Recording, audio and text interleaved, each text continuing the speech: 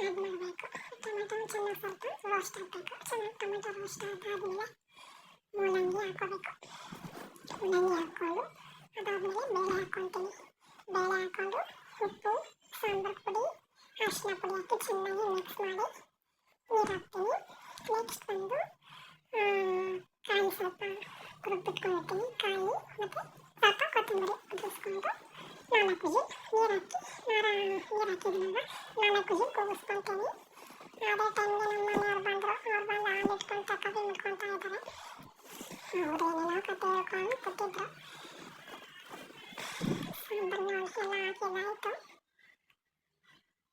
ಅಂದರೆ ಇದನ್ನ ಸ್ವಲ್ಪ ತೆಳ್ಳಗೆ ಮಾಡ್ಕೊಂಡಿದ್ದೀನಿ. ನಿಮ್ಗೆ ಗಟ್ಟಿಗೆ ಬೇಕು ಅಂದರೆ ಬೇಳೆ ಸ್ವಲ್ಪ ಜಾಸ್ತಿ ಹಾಕೊಳ್ಳಿ. ನಾನು ಬೇಳೆ ಕಮ್ಮಿ ಹಾಕೊಂಡಿದ್ದೀನಿ.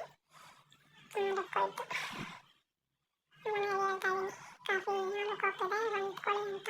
ಗ್ಯಾಸ್ ಜಾಸ್ತಿ ಮಾಡಿಲ್ಲ ಅವರು. ಹಾಲೆಲ್ಲ ಮಿಕ್ಸ್ ಮಾಡಿ ಕಾಫಿ ಪುಡಿ ಎಲ್ಲ ಮಿಕ್ಸ್ ಮಾಡಿದಾದ್ಮೇಲೆ ಆಫ್ ಮಾಡಿದೆ. ಆಮೇಲೆ ಅದೇ ಟೈಮಿಗೆಲ್ಲ ಕ್ಲೀನಾಗಿ ಒರೆಸ್ಕೊಂಡು ಎಲ್ಲ ಗಲೀಜಾಗಿರಬಾರ್ದು.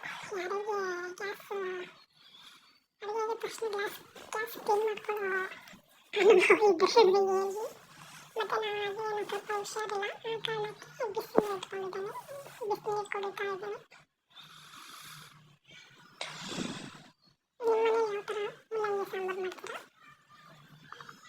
ಹೇಳಿ ಫ್ರೆಂಡ್ಸ್. ನಮ್ಮ ಮನೇಲಿ ನಾನು ಈ ಥರ ಮೂಲಂಗಿ ಸಾಂಬಾರು ಮಾಡ್ತೀನಿ. ಇಷ್ಟ ಆದರೆ ಲೈಕ್ ಮಾಡಿ, ಶೇರ್ ಮಾಡಿ. Thank you friend.